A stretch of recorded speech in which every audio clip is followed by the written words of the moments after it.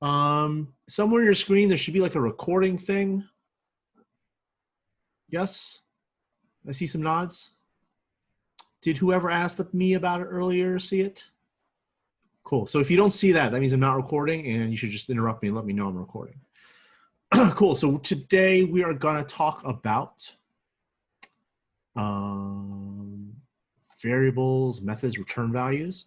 I am going to, so one of the things is that I got a new, a split keyboard that's ortholinear, which means like all the keys are in straight rows instead of like staggered. And so my typing sucks right now. It is, when I say my typing sucks right now, I would like to say that like, it's like embarrassingly bad. So if you see me like make any typos or anything, please just unmute yourself and call it out. So I see it. So I can just make sure we're all on the same page. I will try, I'll try to do my best. But it is literally like learning how to type again. And it just feels it, you know, it's like when you do something, you feel like you should be good at it, but you're not, and people see it, it's like, it's super embarrassing. That's how I feel about how I'm typing right now. So again, if you could help me out and let me know when we're going to do that. When my typing does not go well, that would be greatly appreciated. So what we're going to do is I'm going to move my windows around. Kat, if you wouldn't mind putting a thread in the code help channel for me, that would be great. And what we're going to do is we're going to start with a warm-up where I'm going to put you into some groups, and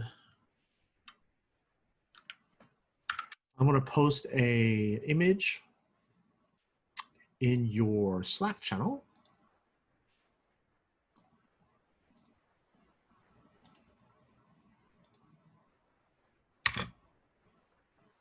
There we go. And in your breakout groups, I would like you to kind of define these terms as these each of the terms identify examples in the prize snippets below. And we're going to take about 5 minutes to do this. So I'll bring the breakout rooms back at about 1:08.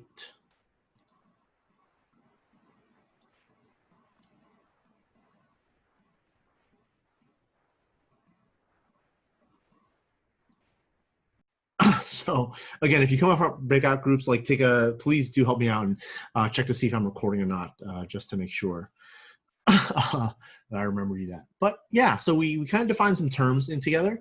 And so let's kind of talk about each one. So I'm going to here in my terminal, I'm going to start prize session. And is this text large enough for everyone? Or anyone like me to make it a little bigger?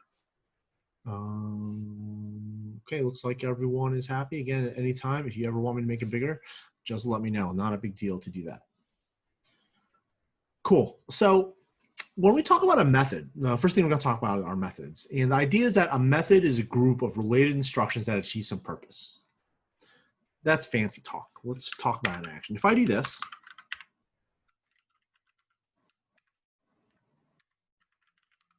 hello world.upcase, it's going to give me back hello world all in capital letters.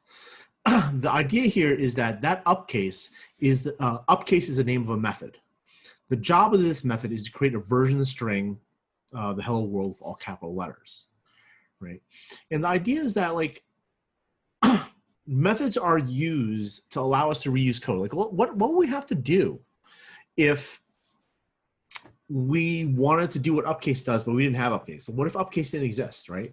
Like we would have to do something like, well, I have to take each letter to see if it's uppercase or lowercase. If it's not lowercase, I would make it uppercase and then move to the next letter and so on, right? And yeah, like that seems like something that's relatively simple to do, but the idea is like, hey, let us make a method and now anyone can go ahead and use this method. So like the big picture about methods is that methods are what we use to reuse code. To kind of think about a real world example, do you think that the people at Ford, every single time they come out with a new model car, like, okay, we got to figure out this wheel thing again? Like, no, we don't need to reinvent the wheel. We're going to reuse the idea of the wheel. like any, like this is the same thing. Like the idea is that we have this code that we've already defined, and we can now reuse it. Sam? Someone wanted to make it bigger, the screen, or zoom in a Oh, little okay. bit. That's fine. What button does that? Oh, I think it's this one. That is the opposite of what I wanted to do. Cool.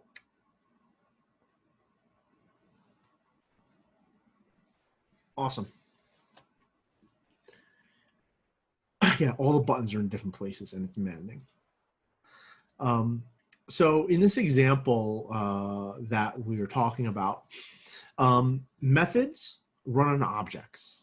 In this example here, the upcase method is running on the hello world, which is a string. Methods are like messages. Like we can say here, like we're essentially saying like, hey, hello world string, I want you to give me back a version of yourself that is upcased, right? And so the key points to think about methods here are that methods are used so that we can, we use methods. I'm trying to not use the word use. We rely on methods so that we can reuse code. Every single time we work on a like the car idea, people don't the engineers at Ford don't have to reinvent the wheel 4 times to make a car. I guess 5 times to count steering wheel, right? They just do once, like, this is a wheel, we got it, and they use the same thing over and over again, kind of like this template.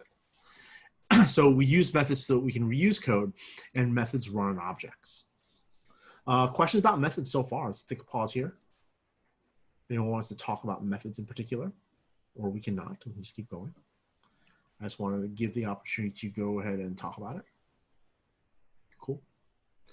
The next one of the big terms we're going to talk about is the idea of a return value. And the idea is that every method has one and exactly one return value. Return value can be any kind of type. It could be an array, it could be a string, it could be a Boolean, it could be a number. And like what we did here is that when you used pry and did hello world at upcase, this method returns this string, the hello world all capitalized. So we ran this method and the method returned us something. We know here we know that the hello world is the return value because it is preceded by by this equal sign greater than the arrow, this arrow here. What is next to the arrow is what is going to be the return value. And again, the important thing here is that every method has only one return value. Next up, we're going to talk about arguments. Arguments are additional input that we give to a method. When we define a method, they're known as parameters, and arguments like a specific thing. So we can show that by doing this. Oops.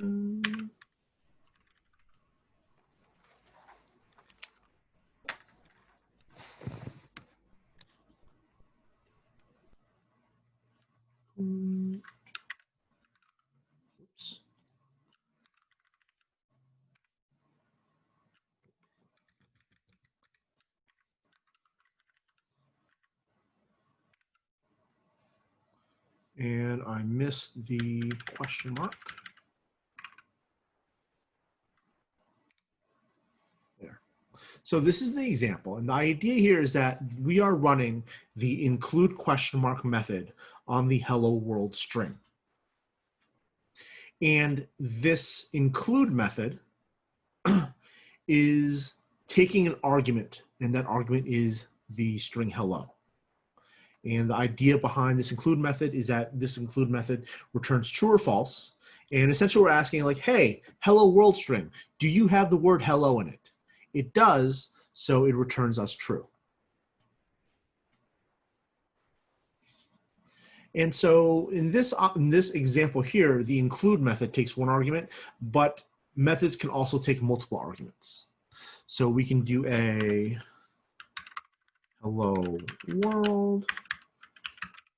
So, oops.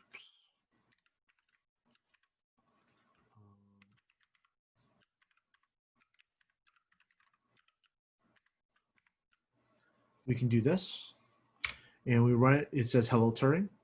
GSUB is a method that stands for global substitution.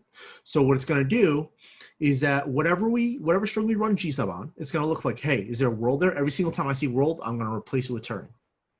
So now that's why this returns hello Turing. I kind of want to also add that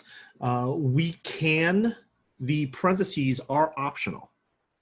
So I could go over here, take that out, and do that, and it will still work the same way. Parentheses when passing arguments are optional. I would say that you should get into the habit of using parentheses when passing arguments like this, because it becomes, I feel that is very visually, it makes sense very visually. It's like, okay, these are the arguments. They go in the parens. That's how I know they are the thing.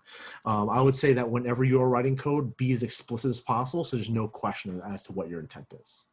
As we displayed here, it'll work the same way with or without the parentheses, but you should generally use parentheses because it is more clear that in that way.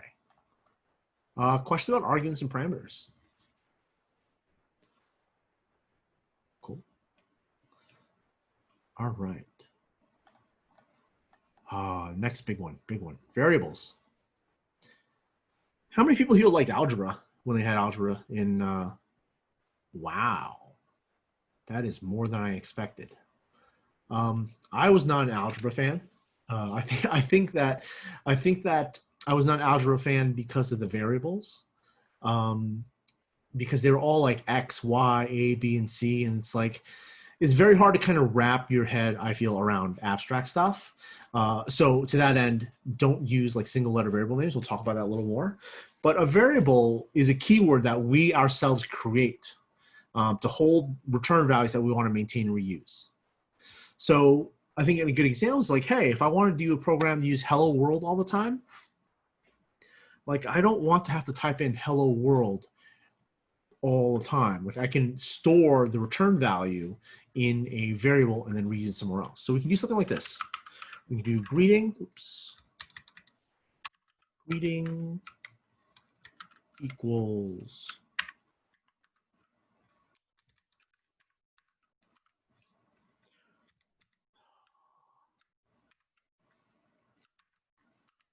hello world dot down case, and we see that the return value there is hello world, all in lowercase. And now when I hit greeting, it is stored for me this hello world for us. So now I don't have to type in the hello world because we've seen what struggles I have typing quotation marks. I can just type in greeting, which is marginally easier. And so now we have this in our variable, we can go ahead and use the contents of that. And so what we can do is that we can use a technique called string interpolation, which will let us use this variable and create a new string. This is our greeting, and we do the, nope. Yeah.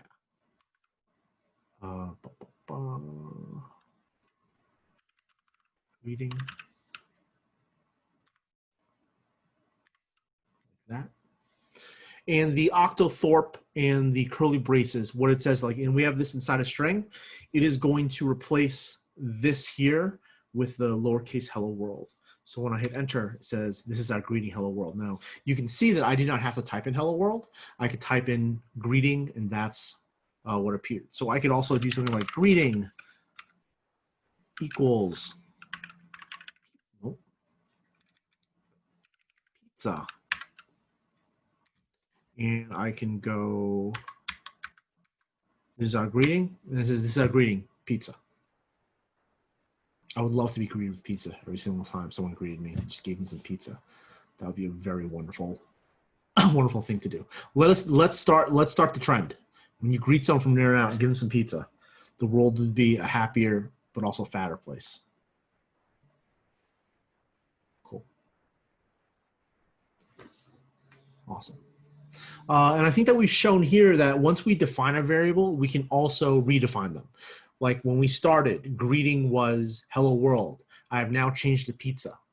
An important thing to remember is that when we reassign values to variables, like that first one is gone. Like I can no longer do hello world.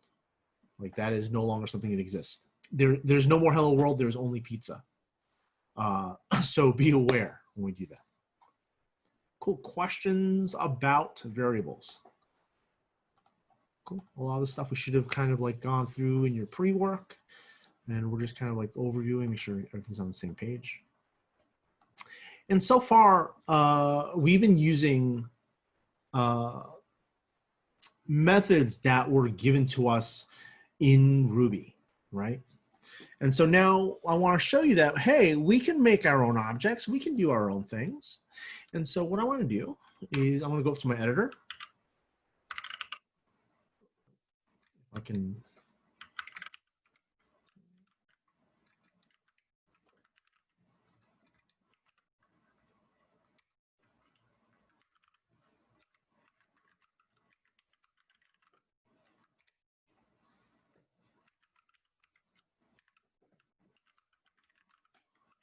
I also go a little quiet when I type because I cannot think, type, and speak at the same time, as you can see, especially with this. So if I do a quiet when I type, that's why.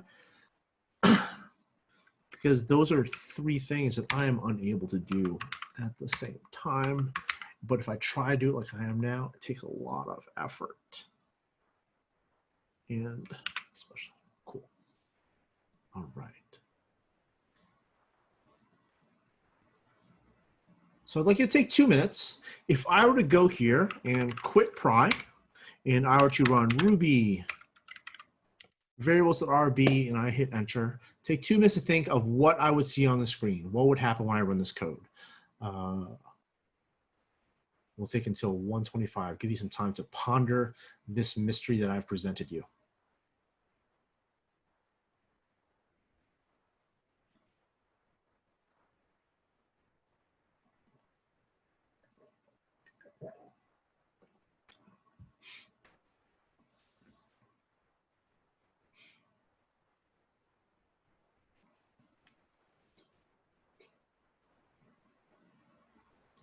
I know I said 2 minutes, but I feel that like 2 minutes is too long now that I like actually kind of sit here and wait.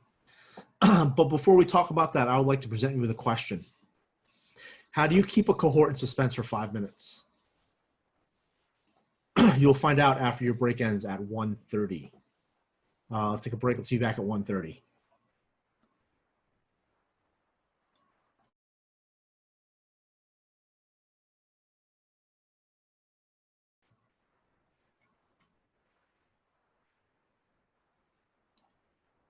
All right, it's 1:30.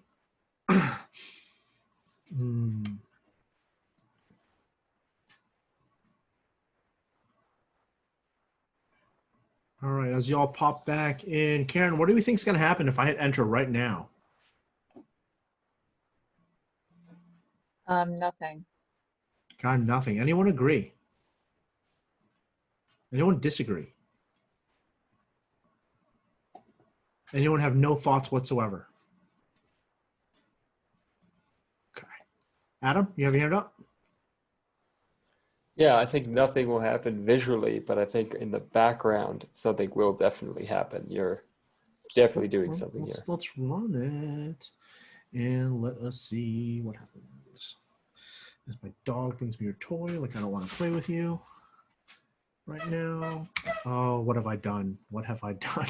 Now she's squeaking it.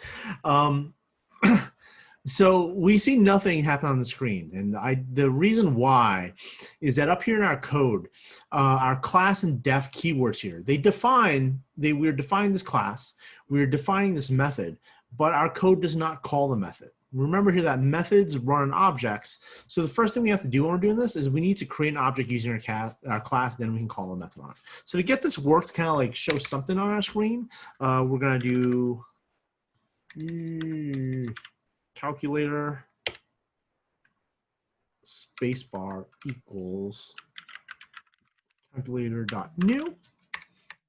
Instantiate a new instance of the calculator object, and then we're going to run a method on that. Calculator dot print welcome.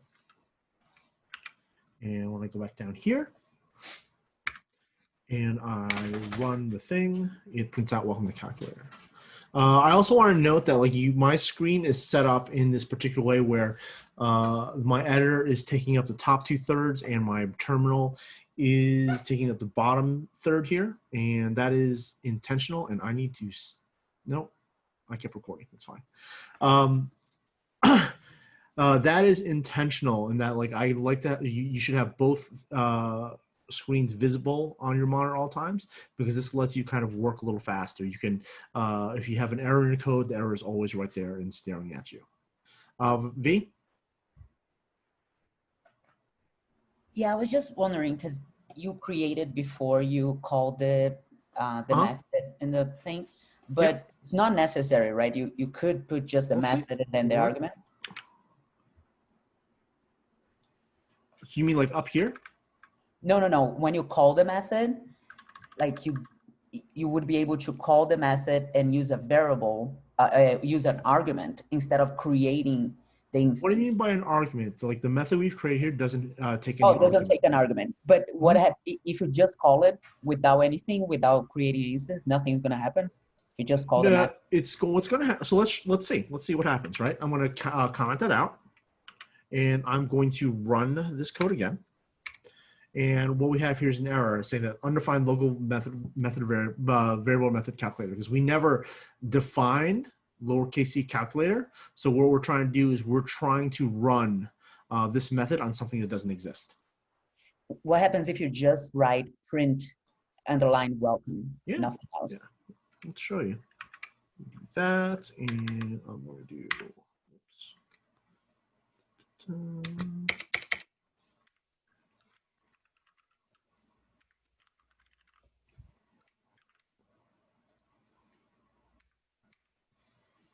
It doesn't know about it because methods need to be called on something, and we can't, like right now, like it doesn't know what print. It has no context as to what print welcome is, so it's gonna be like, I don't know what this is. It'll probably what it's doing is it's assuming that it's gonna look for a variable called print welcome, but that variable does not exist.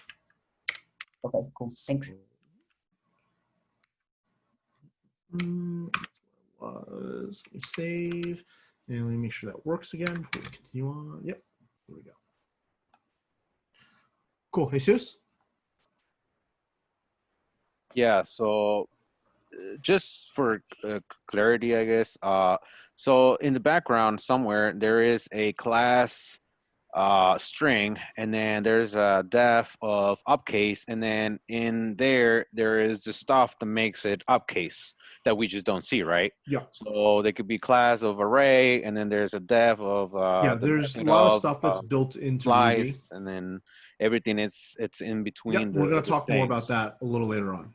Okay, so that's why when you, what she was saying on line number 7, I think it is, calculator equals, you calculator class that new, you're stating that the calculator variable, it's part of that class. So therefore in the bottom, you run the method for it as if it was. No, what's happening is that here we are instantiating a new instance of the calculator class. Right. And we are storing that in the calculator local variable. Okay. Right. Gotcha. And then we are going to run the print welcome on that instance of the calculator class. So if per se, in the same calculator class, if you under the print welcome method, if you had another method, you can also call that method on the. Yes. Okay. Mm-hmm. Cool. Cool. So in addition to that, we can also define methods that take arguments. So we can do something like this.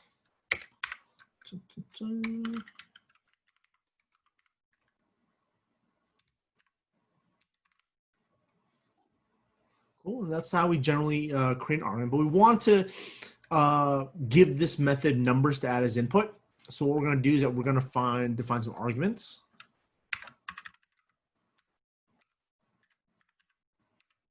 Oops.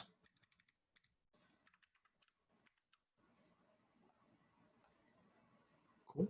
And do is right. And what do we think is going to happen when we run this code? Take a minute to kind of like ponder what is going to happen.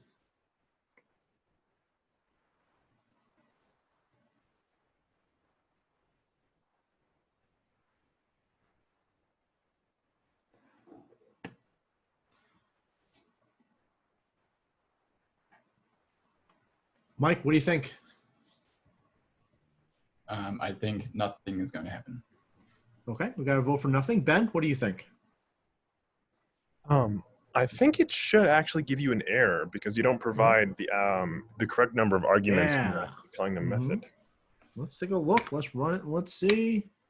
Yeah, it's like, no, like what's happening here is that we're seeing this add method is expecting that we're going to give it 2 arguments, but here in the thing, we're giving it like poop. We're giving it nothing. So let's do that. Like, so we know that when we send arguments, we put them in parentheses, and let's do a 1 and a 2, right? And what happens when we run this now? Gus, what do you think? What's going to appear on my screen when I hit enter? It will. Well, it's not going to add them because we didn't tell it to actually do anything with the numbers. So either probably nothing will happen. Nothing, right?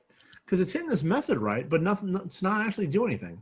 So what we can do is that we can just like, I wanted to say that like how arguments kind of work in this method is that we have access to whatever we send in. So what happens when we are sending arguments through is that whatever the first one is accessible through num1, and the second one is accessible through num2. So I'm going to do puts num1 here and puts num2 there. And when we run this, we get a 1 and a 2. This is how we can access things from within a method that are sent in as arguments. Cool. Any questions about that?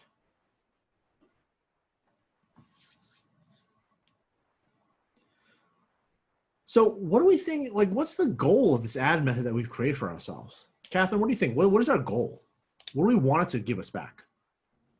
Well, my guess is that since you called it add, we would want it to add the numbers. Yep. Okay. Good guess. So essentially for this example in particular, we want 3 to come back, right?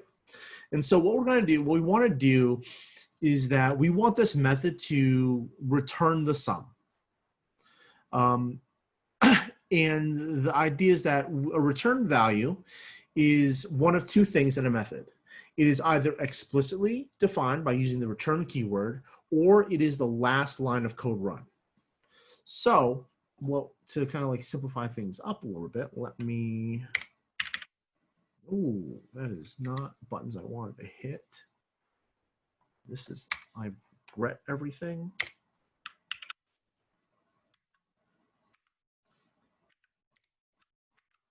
We could do a sum equals num1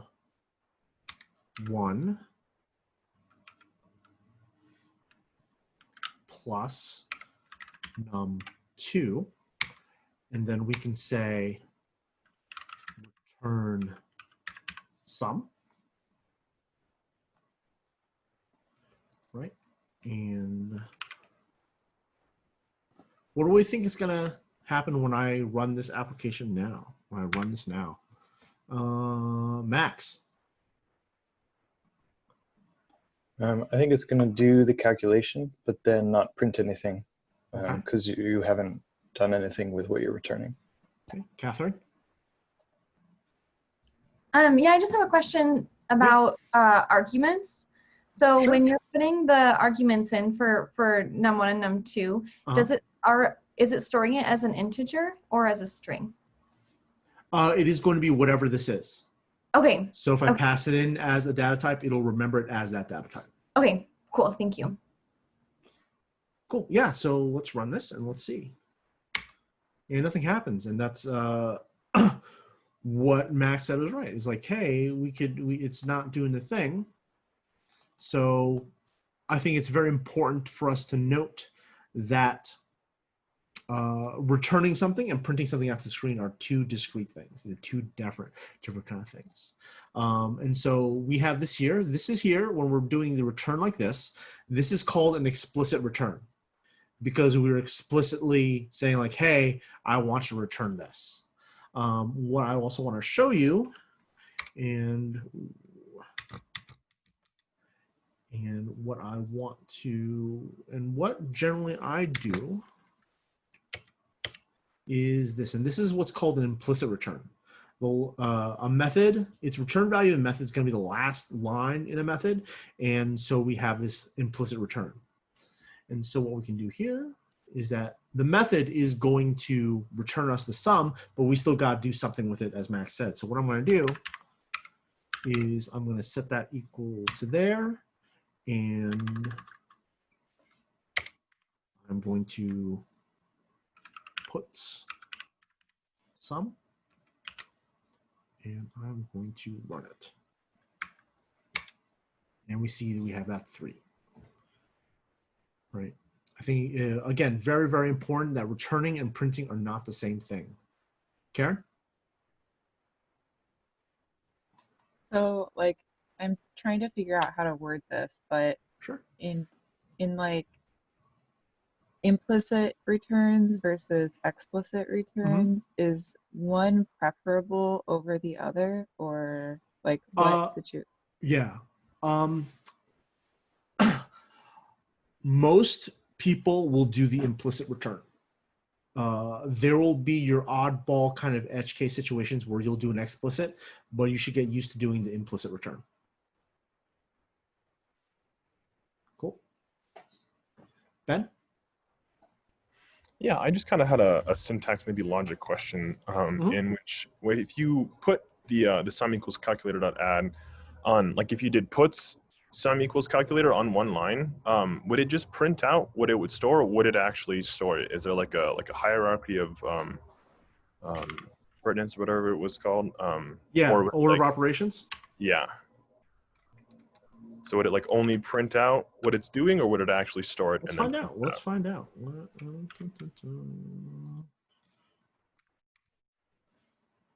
3, and actually what I'm going to do is that I'm going to do a puts sum here.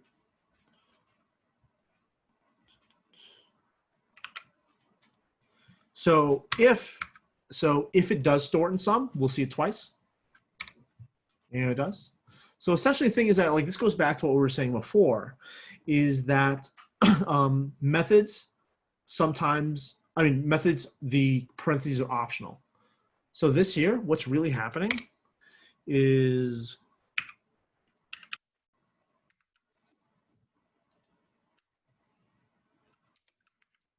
that. And so what's happening, it's setting calculator add 1, 2 equal to sum, and then printing that out. So like the parens, for some reason, like the elders of Ruby decide that like when we puts things, we don't use parens. And so it may seem a little weird, but that's the way they decide that things were going to be done. Liam? I imagine it will do the exact same thing regardless of how you do it, but is there a reason you put the sum equals calculator.add down below everything instead of within the method itself? Yeah, we're gonna talk about that later, but the idea is that we want this add to return just the value, because we can then decide elsewhere what we want to do with it. If we have the puts inside here, we're pretty much locked in to always printing out to the screen. And to kind of like be flexible, like what if I wanted it not to be printed out to the screen? What if I want it saved to a file? Right? Actually, that makes a lot of sense. Never mind. Yep, we'll go into deeper into this later on. But yeah, that's why. Cool. Max? Yeah, just a quick question about the implicit returns. How does that work if you have an if statement? So you have different lines that could be the last one. Yep. Whatever one ends up being the last one is the one that gets Great. returned. Thank you.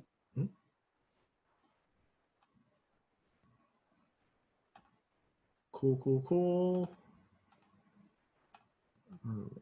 Yeah, and so we can do this thing, and the thing is that we could also, if we want to clean this up some, we could do something like this.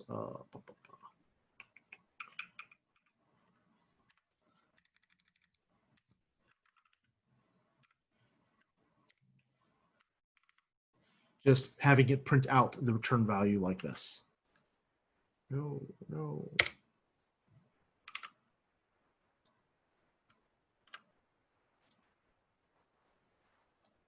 Oh, this keyboard is going to kill me, or I'm going to kill it. One of these things is going to happen. And cool. 3 still works.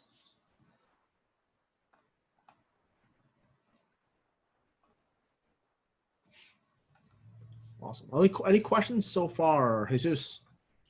So right there, you did like 3 different approaches to the same problem, I guess. You got the same result. Is there any specific syntax way that you want us to do this, or is just whatever works that you get the result and then later we'll get on? into that. We'll get into that over time. Like right now, we're getting it working, but we're going to go ahead and kind of like go through what is kind of best practices. Sydney? So this is just a quick question. So I thought nil was a side effect of put. So how come when you're printing to the screen, you're not getting a nil? Because we are not concerned with the return value. We're not doing anything with the return value of puts. We're just printing it out to the screen. Okay. We're not doing a puts. Okay. What are puts? Yeah, I think a put. Doubling the puts is we would get a nil there, but we wouldn't see it because it would be like blank, right? So like this puts here returns a nil, but only the number gets printed out the screen. The nil, we're not doing anything with the return value. Okay. Answer your question. Got you. Cool. All right.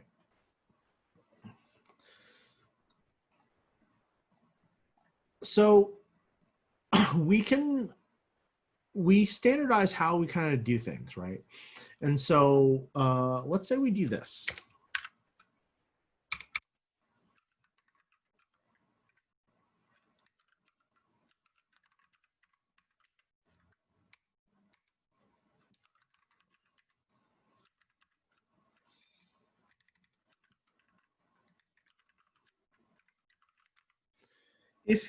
Let's just kind of ignore the top part, but if you open up a project and saw this code, where would you want to find out more about this sum method? Yessie, what do you think?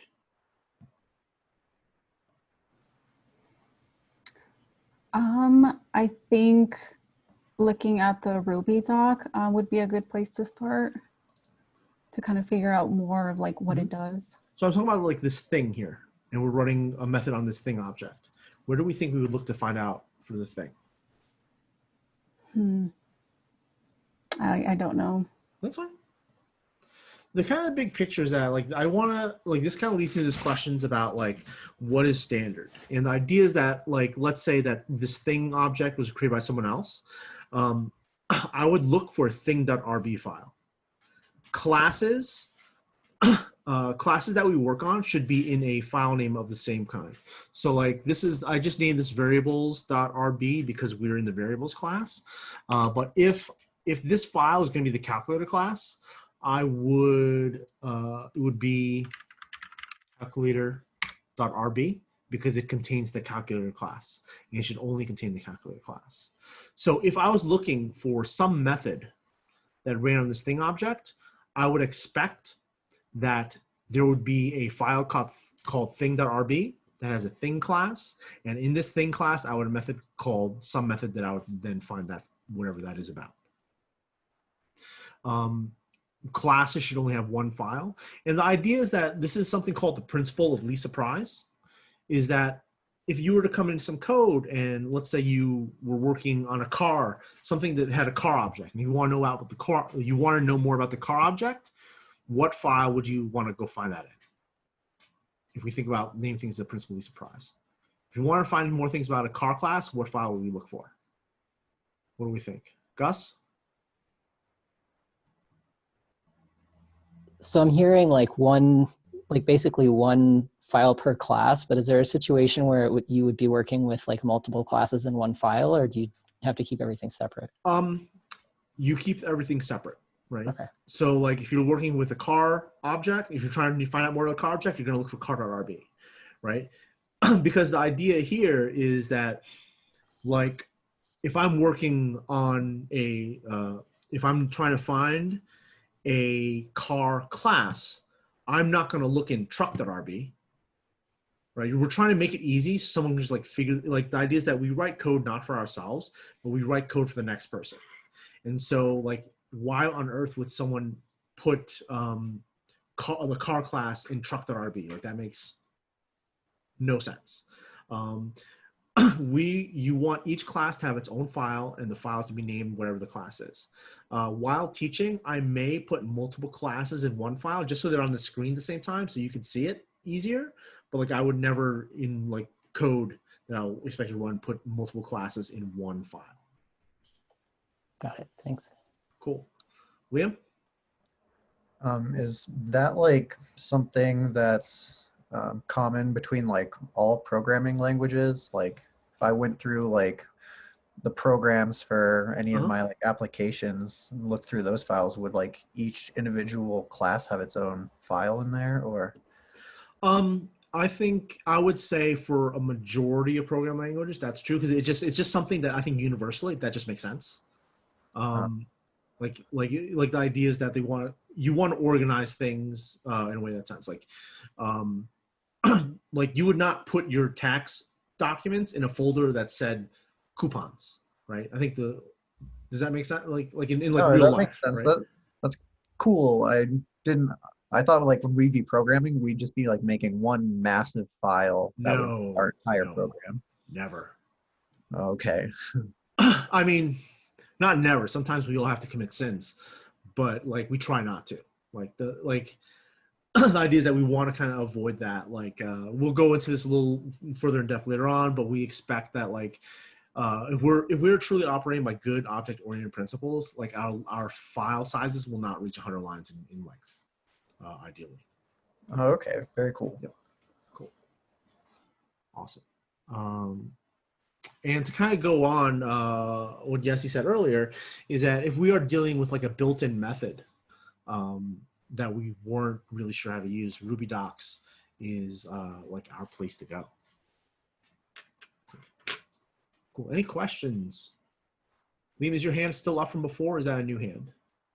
That looks like it's an old hand. Joseph? I had a question. Why are your line numbers going backwards? They're relative. Okay. So the way I work and I set up, it's like, so like if I'm here, this is line 8. This line is 5 lines above from there. And this one is like 7 lines from down. So like the way I use a different editor that I like to use relative line numbers. Cool. Just makes it easy for me to work. Sweet. Cool. Awesome. Anything else?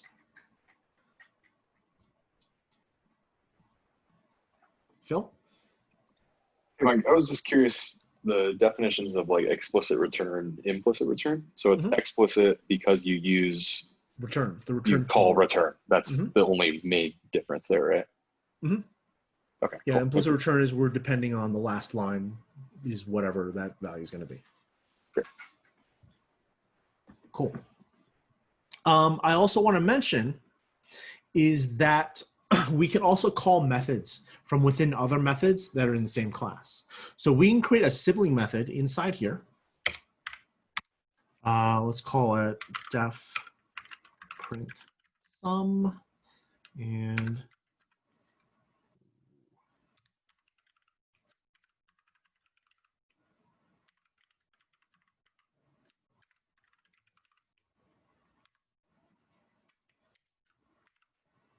you know, I'm going to copy and paste this so you don't have to watch me type.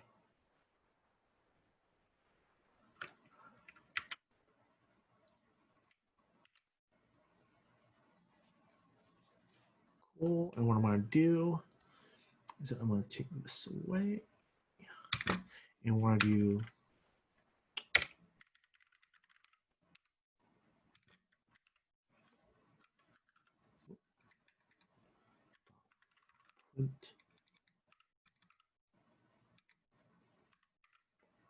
print sum. And just to really just spice things up, we're going to go with 3 and 4. I know, hold on to your butts. We're using 3 and 4. And so what we're doing here is that we're going to call this print sum method I've made here. And sum is going to be add first number. So what happens is that we're sending 3 and 4 to print sum. So in here, the local variable first number is going to be 3. The variable second number is going to be 4. And so now we've got that. Now we're hitting line 11 here. And so we are now going to call the add method up here. And we're going to send in 3 and 4. Cool. So we go over the add method. Num1 becomes 3. Num2 becomes 4.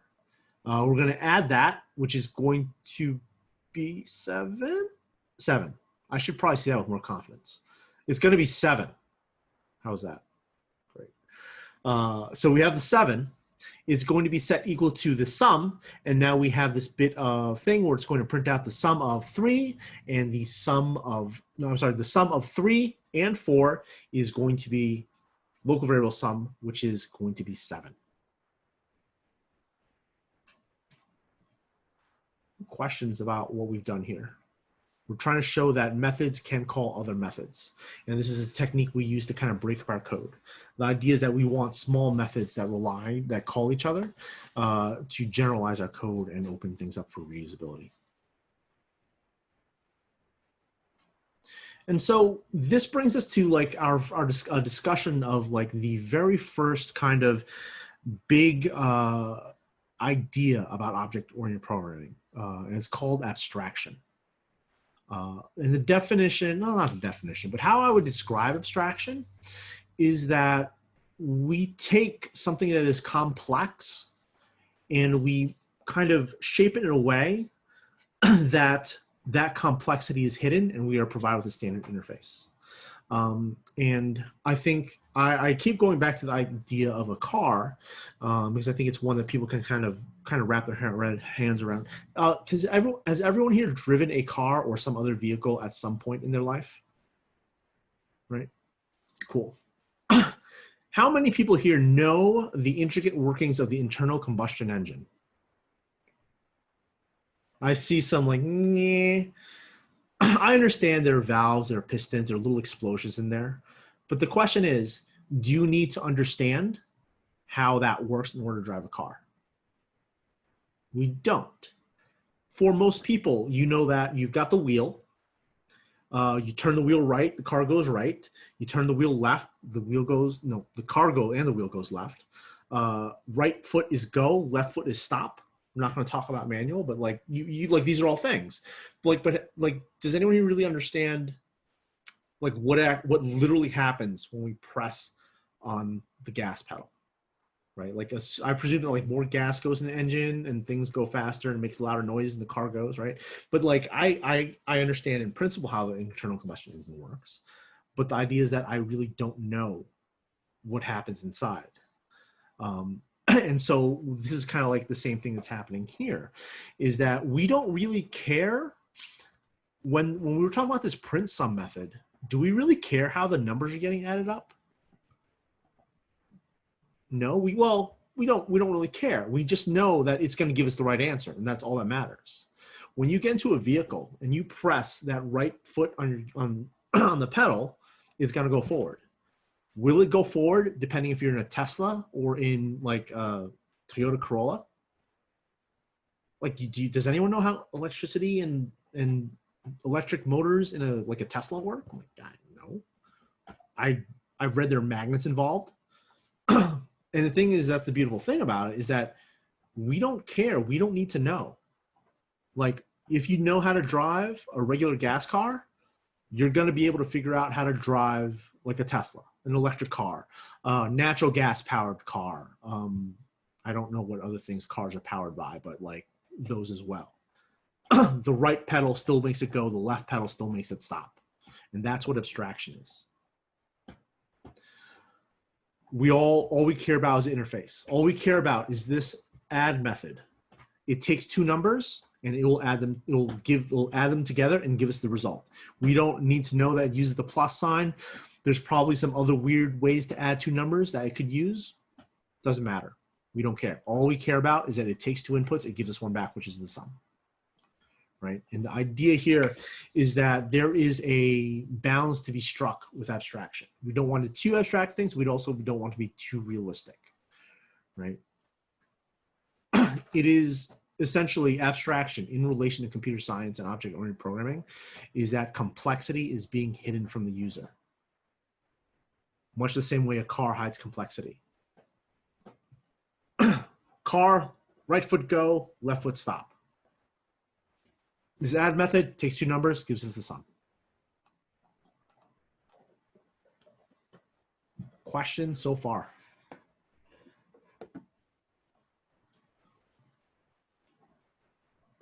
I'll sit here until I get 3 questions.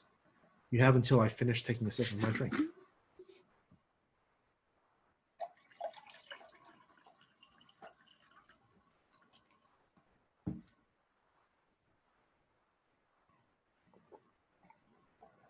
Fantastic. Jordan. All right. Is it a good question? I'm kidding. They're all good questions. Yeah, mostly. You are breaking up for me.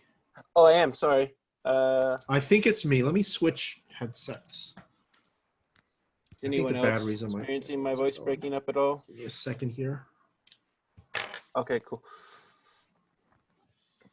Give me a second. Can you try speaking now? Check it. That's perfect. It was me. It was me. It was not you. Cool. All right. So when we take first number and second number and pass it through the other method, add, does that essentially, are they being treated as num1 and num2 at that point? It depends on your perspective. When we are inside, and this is an idea that we call scope. We're devoting a whole bunch of time to scope in the future, but when we are inside the add method, we only know about num1, num2. We know nothing about first number, second number. Right? That bit of information has gone passed through and lives there. It knows nothing about anything on the other side. Cool. All right. So I was taking notes, so I think I missed the point of abstraction. Did you mean like you should hide the code, the what is inside? We hide the complexity. Well, it's never really going to be hidden. In the fact, like it's literally like right there, right? But the idea is that at certain layers, we don't need to know how the add works.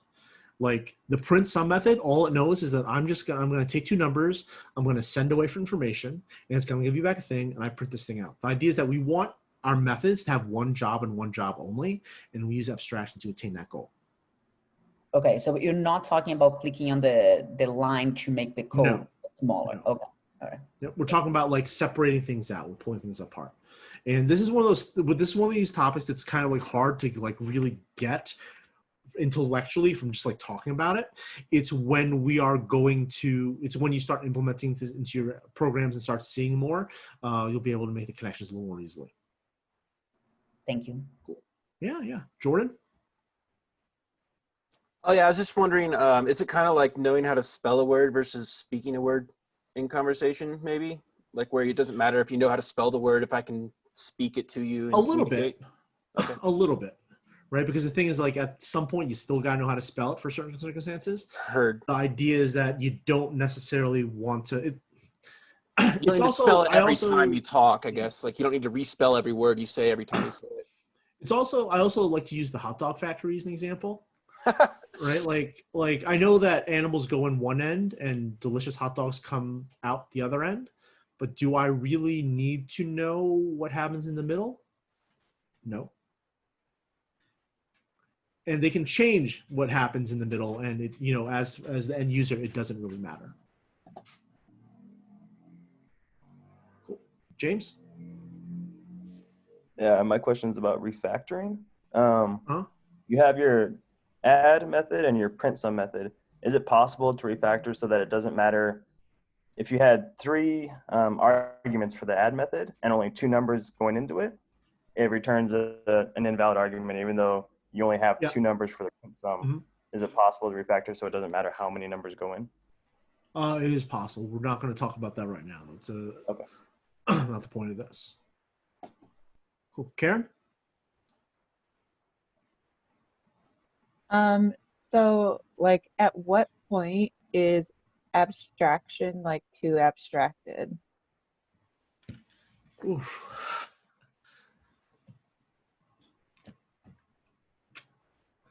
It's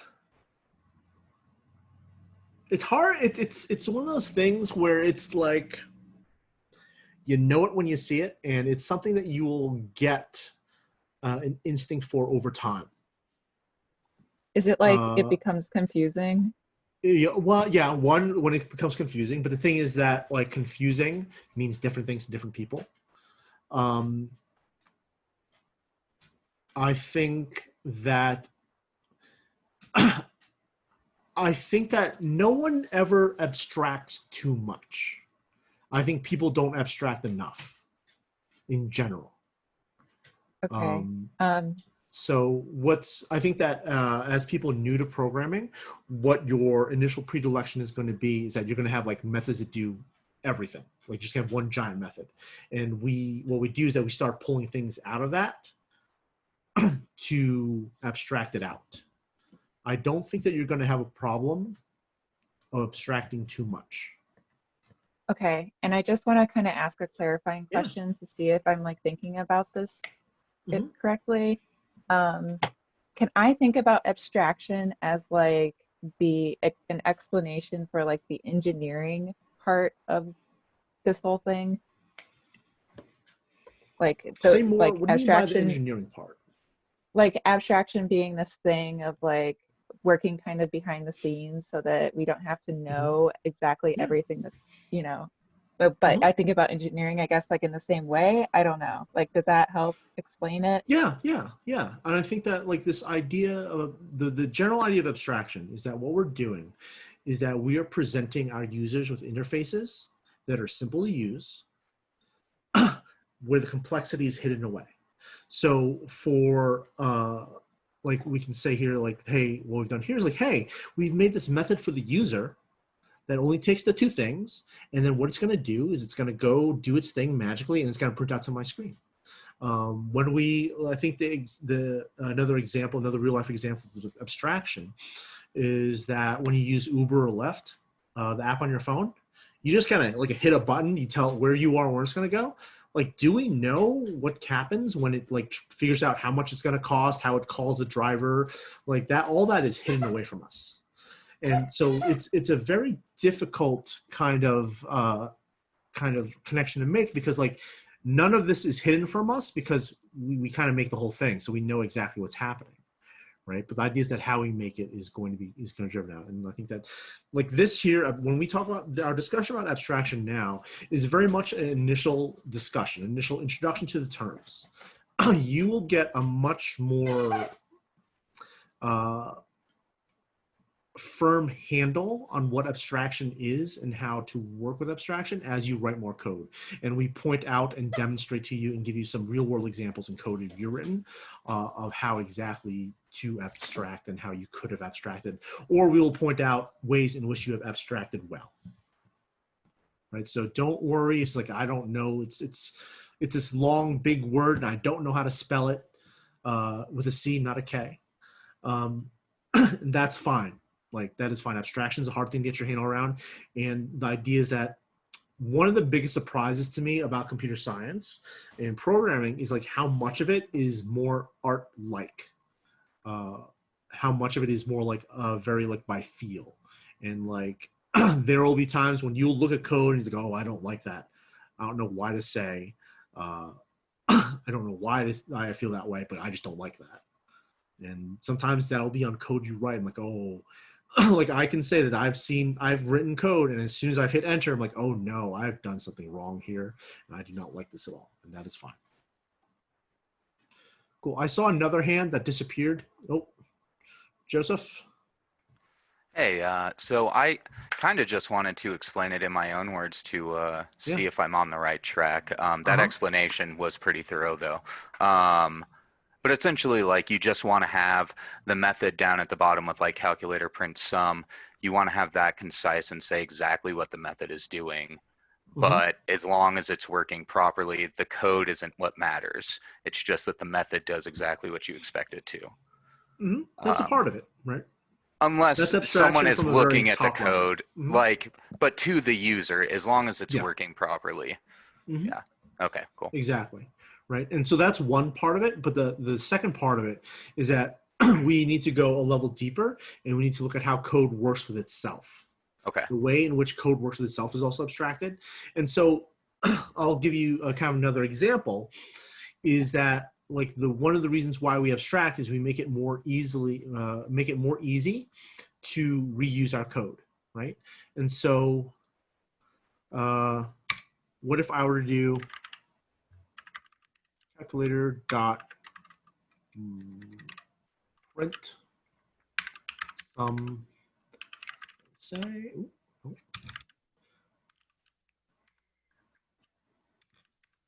5, 3, right?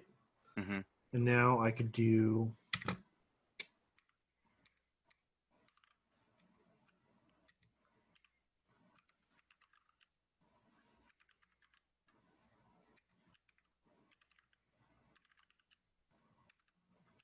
I'm just going to call it first because it's just easier to type. Now, like, you know, I'd have the whatever code here, but I would still leverage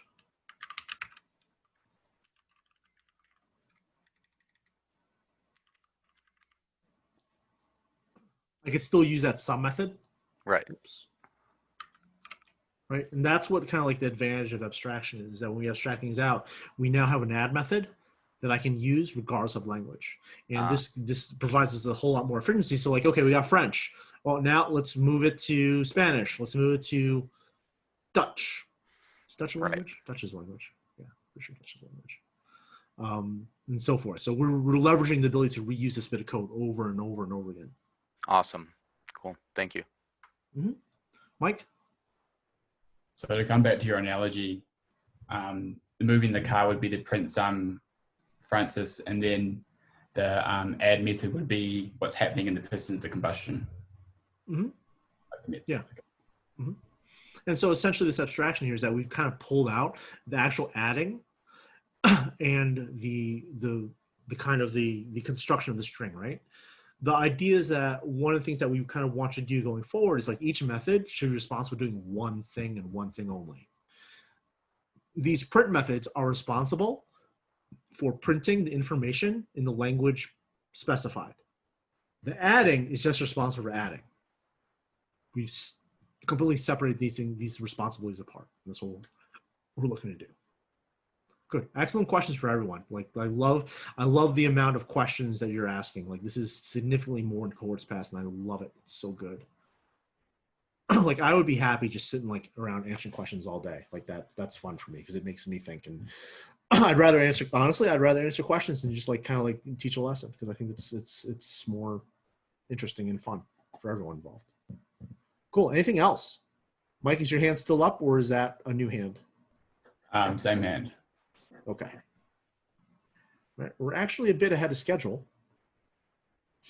So if you go to the lesson plan, there are some check for understanding questions. I would suggest later tonight going through those, answering them to yourself to make sure that these are kind of questions. When we have check for understanding questions at the end of the lesson plan, these are questions that are kind of driving at like, hey, did you get the point of this lesson? If you were able to kind of answer those, then yes, you got the point of the lesson. So in that time, let's take a 9-minute break. Let's be back at 2:25. We're going to kick off our first project.